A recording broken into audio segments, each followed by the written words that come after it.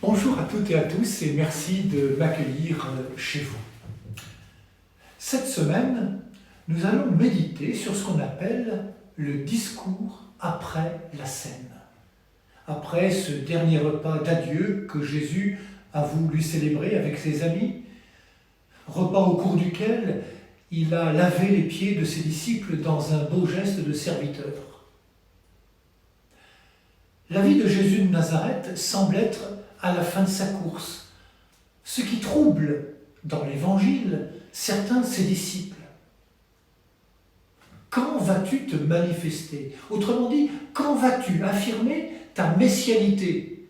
Jude, dans l'Évangile, attend comme d'autres un signe bien visible, bien concret et sans doute un peu triomphal. Mais Jésus ne répond pas directement. J'ai envie de dire comme à son habitude. Nous savons, nous, hommes et femmes du XXIe siècle, que Jésus est Messie, mais un Messie crucifié, que Jésus est roi, mais d'un royaume qui n'est pas de ce monde, que Jésus est Dieu, mais en osant la faiblesse pour montrer sa force. Jésus donne son vrai visage à l'amour. La parole de Dieu est une parole qui ne cesse de voyager. Elle vient du Père par le Fils. Elle vient du Père par Jésus qui va la traduire par le témoignage de sa vie. Cette parole, c'est Jésus. C'est une parole d'amour à laquelle Jésus va donner chair par sa vie. Et il nous invite à adhérer à cette parole d'amour. Jésus, dans l'évangile de ce jour, nous invite à recevoir la parole et à la garder. Celui qui reçoit mes commandements, ma parole, et les garde, c'est celui-là qui m'aime. La garder pour qu'elle fasse son travail au-dedans de moi. La garder pour la laisser me convertir et m'ouvrir au don. Jésus nous dit le désir de son Père, désir qu'il partage pleinement d'ailleurs. Quel est ce désir?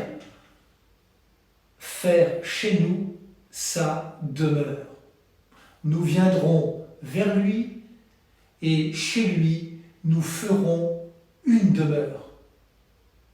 La demeure de Dieu n'est pas et surtout pas un temple de pierre richement décoré. J'apprends dans l'évangile d'aujourd'hui que ce temple, c'est moi, si je reçois et garde les paroles du Seigneur.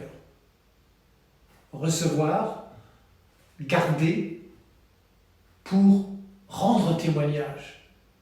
Ce sera le travail d'enseignement de celui que Jésus appelle le défenseur, l'Esprit Saint, qui ouvre à la mission.